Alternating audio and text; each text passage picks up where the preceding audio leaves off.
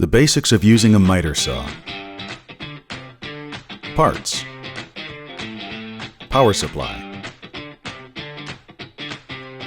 Blade and blade guard. Trigger.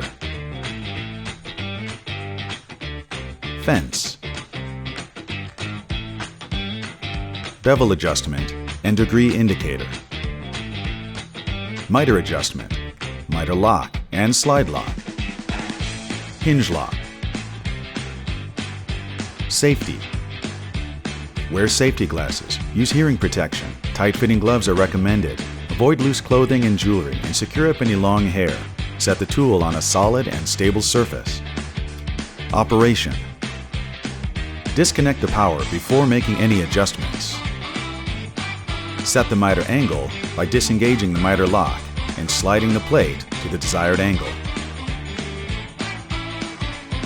Set the bevel angle by using the bevel adjustment and moving to desired angle. Push the material tight to the fence and hold it there during the cut. Keep your hand off the trigger while lining up the cut. Line up the blade to your cut mark. Start the tool before the blade makes contact with the material. Cut slow and smooth through the material. Many different angle cuts can be made by combining both bevel and angle.